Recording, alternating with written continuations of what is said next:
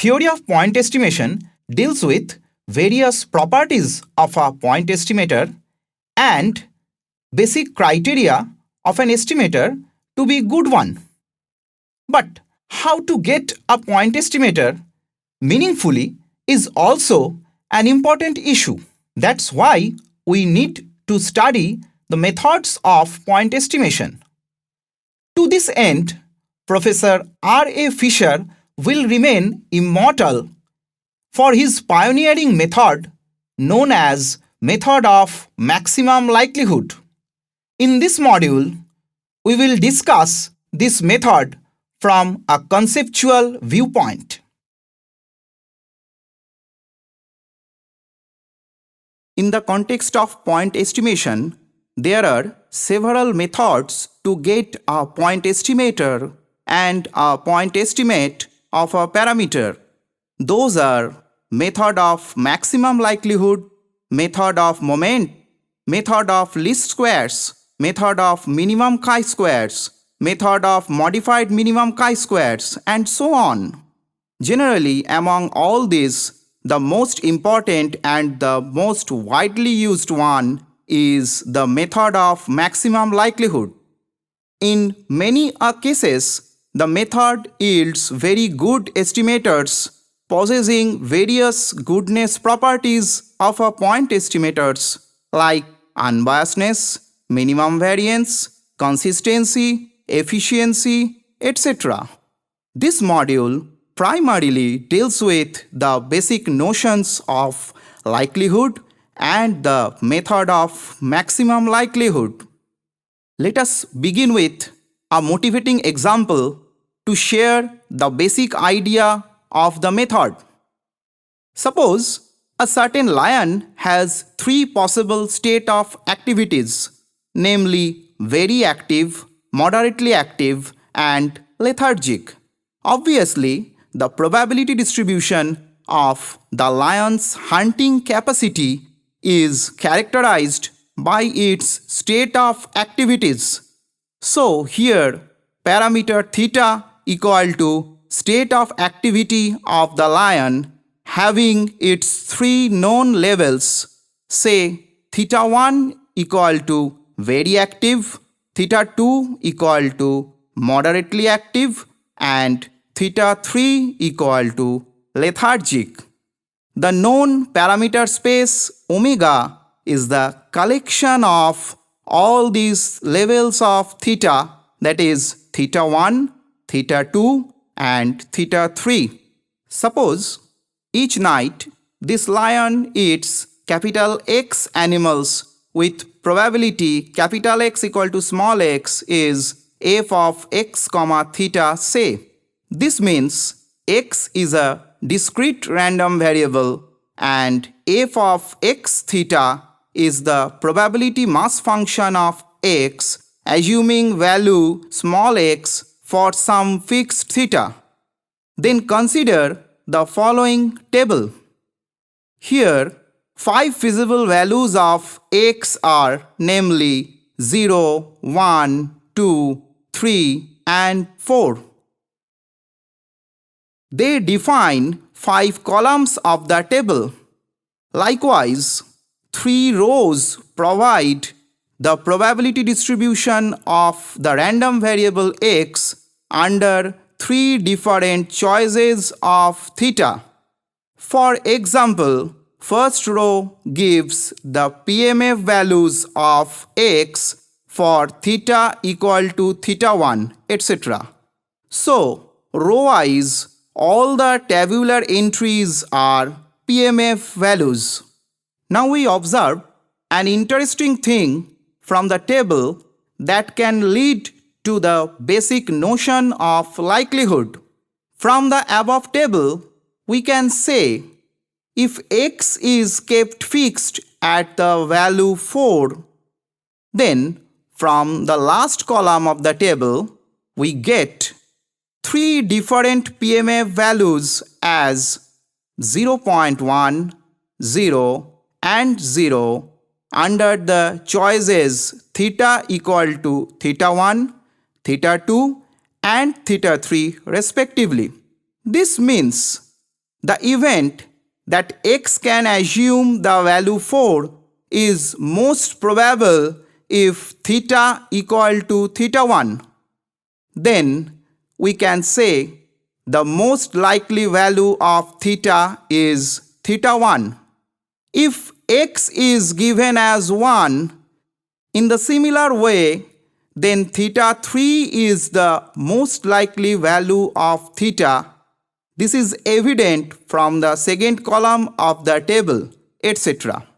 So, given the observations, the most likely choice of a parameter can be treated in general as a very good estimate, because it is hard to believe that any of us prefers least probable or least likely choice of theta. Even from empirical viewpoint also, most probable choice implies the most frequently occurring choice. That means the most common or most likely choice. The estimate of theta so obtained is well known as the maximum likelihood estimate of theta. The method applied to get such estimate is known as the maximum likelihood method of estimation. Let us now formalize this celebrated method of estimation. Let x1, x2, xn be n random sample observations, and the vector x gives the realization on random sample observations. Suppose p of x theta, theta belongs to omega, denotes a family of joint PMF or PDF of the random variables x1, x2, xn characterized by the parameter theta equal to theta 1 up to theta s. Obviously, s equal to 1 means theta is real valued, and s greater than 1 means it is vector valued. Omega denotes the known parameter space. Then, given the vector x, the corresponding family member becomes a function of theta only and is called the likelihood function of theta given the realization vector x, and is usually denoted by capital L theta x or simply capital L of theta. Theta belongs to the parameter space omega. Let us revisit the table of Lyon's example once more. Here rows, as we already mentioned, give the PMF values of the distribution of x under different fixed choices of theta.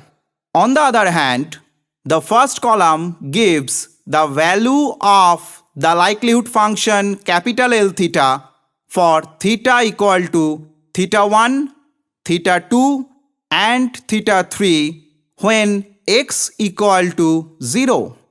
Column 2 provides the same given x is fixed at 1, etc. Any value of theta within parameter space for which the likelihood function capital L theta attains its supremum is known as the maximum likelihood estimate of theta. So, in this example, theta 1 is the maximum likelihood estimate of theta given x equal to 4. Theta 2 is the maximum likelihood estimate of theta given x equal to 2, etc. We should be careful about one thing, that if the choice of theta for which L theta attains its supremum does not belong to the parameter space, the choice is no longer the maximum likelihood estimate of theta. The following example can explain this point. Let probability that capital X equal to 1 is theta and the probability that capital X equal to 0 equal to 1 minus theta, where theta belongs to the open interval 1/4 to 3/4. Then the likelihood function capital L theta given x equal to 1 equal to theta, which attains its supremum at theta equal to theta star, which is equal to 3/4, say, and the likelihood function capital L theta given x equal to 0 equal to 1 minus theta, which attains its supremum at theta equal to theta star equal to 1/4. This means the likelihood function capital L theta attains its supremum at some theta star which takes the value either 3/4 or 1/4, that means which does not belong to the open interval 1/4 to 3/4. This means theta star is not the maximum likelihood estimate of theta. In fact, in this example, the maximum likelihood estimate of theta does not exist. Let us now discuss some introductory examples on MLE, which will make the basic notions of likelihood function and the maximum likelihood estimation easier to us. Let x1, x2, xn be independently and identically distributed rectangular 0 theta variables, theta belonging to the parameter space open interval 0 to infinity. Then, given the realization vector x, the likelihood function will be capital L theta equal to 1 by theta to the power n, provided all the xi's are less than equal to theta, which is equivalent to saying the maximum of x1, x2, xn denoted by x order n is less than equal to theta, and L theta equal to 0 if otherwise happens. Now, under the region x order n less than equal to theta, the likelihood function L theta takes the positive value, that is 1 by theta to the power n. Also, in this region, the likelihood function L theta, which is equal to 1 by theta to the power n, is clearly a monotone decreasing function of theta. Hence, the likelihood function L theta is supremum when theta attains the value x order n. Also, x order n is positive. Hence, x order n also belongs to the same parameter space as theta. So here, the maximum likelihood estimate of theta is the maximum ordered statistic x order n. Now, we can discuss one thing as a note based on this example.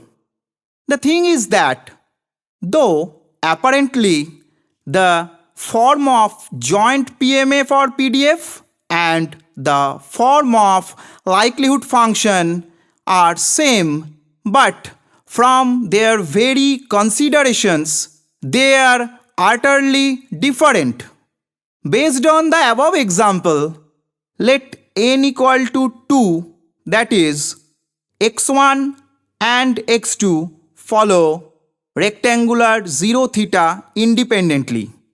then the joint PDF of x1 and x2 is a bivariate function, say small f of x1 x2, which is equal to 1 by theta square, provided both x1 and x2 lies between 0 and theta, and the form of the bivariate function equal to 0 otherwise.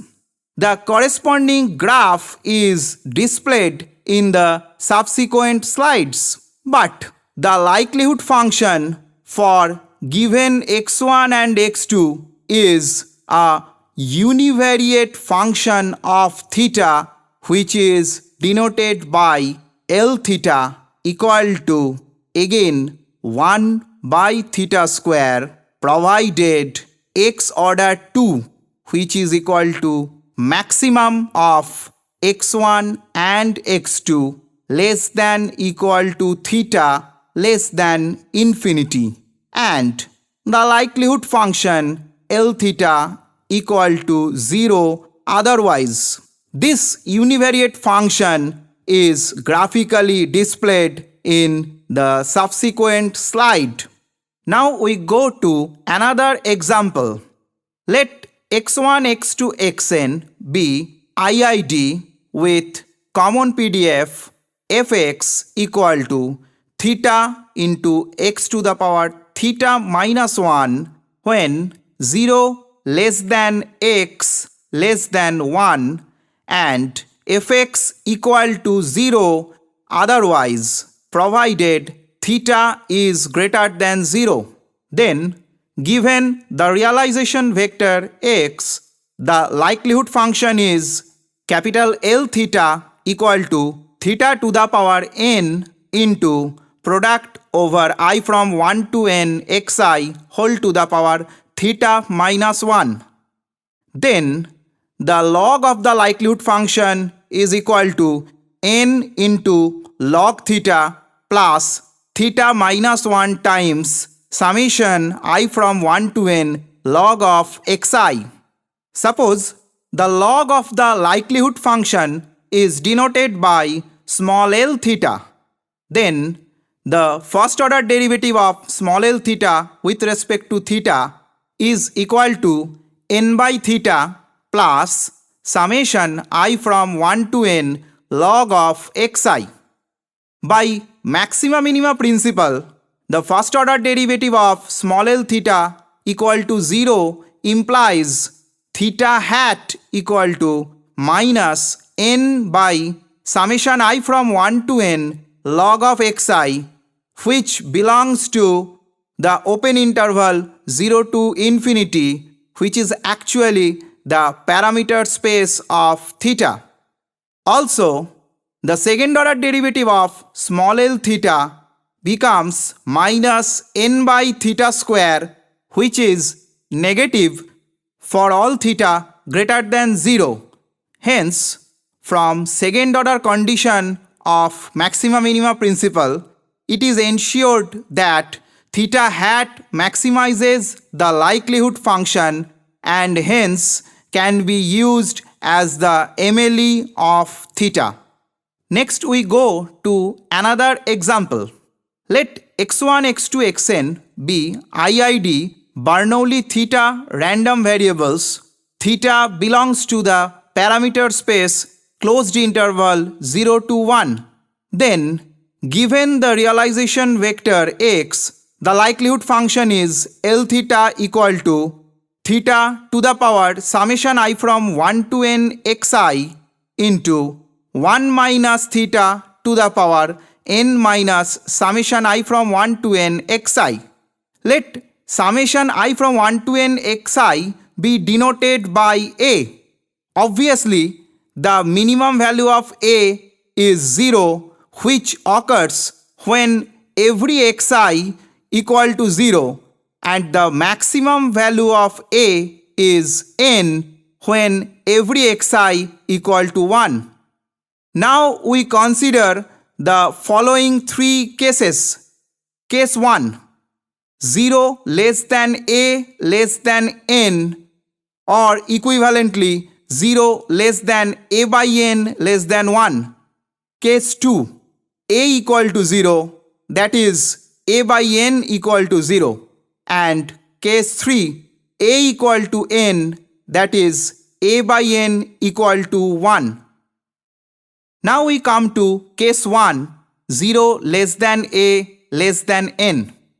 Consider the n numbers n theta by a times say, and another number n into 1 minus theta by n minus a times. That means a is the frequency of the number n theta by a and n minus a is the frequency of the number n into 1 minus theta by n minus a.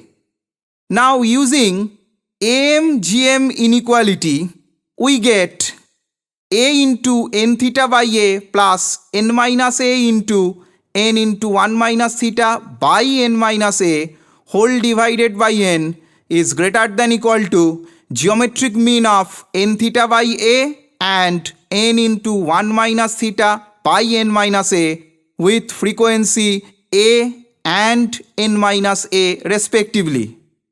After simplification, this inequality becomes theta to the power a into 1 minus theta to the power n minus a less than equal to a by n to the power a into 1 minus a by n whole to the power n minus a. Now, left hand side of the above inequality is nothing but the likelihood function L theta. So, L theta is less than equal to a by n to the power a into 1 minus a by n to the power n minus a when a by n lies between 0 and 1. Now come to case 2 where a equal to 0. Now a equal to 0 implies and implied by xi equal to 0 for all I from 1 to n, which means the likelihood function L theta equal to 1 minus theta whole to the power n, which is supremum at theta equal to 0, that can be considered as equal to a by n. Similarly, in case 3 where a equal to n, now a equal to n implies and implied by xi equal to 1 for all I from 1 to n. In this situation, the likelihood function L theta equal to theta to the power n, which attains its maximum at theta equal to 1, which can be considered as a by n in this case. So, under all the three cases, L theta, the likelihood function of theta, attains its supremum at theta equal to a by n, which belongs to the closed interval 0 to 1. This implies the maximum likelihood estimate of theta is a by n, that is equal to summation xi by n is equal to sample mean x bar. With all this discussion, we have come to the end of module 1. So, if we recapitulate module 1, what we have studied in this module? We have studied some fundamental ideas of likelihood function and the maximum likelihood estimation. We have also discussed the formal introduction and definition of maximum likelihood estimators. All this discussion was supported by some introductory examples which makes the understanding of maximum likelihood method of estimation easier to all of us. Thank you. Before we stop, we should look back to the discussion of this module. Perhaps this module succeeds to explain the basic notions of the method of maximum likelihood to the readers. In this module, we have discussed primarily the fundamental ideas of likelihood function and MLE, the formal introduction and definition of MLE, and some introductory examples. We will again meet with some further and advanced discussion on MLE in our subsequent modules. Thank you.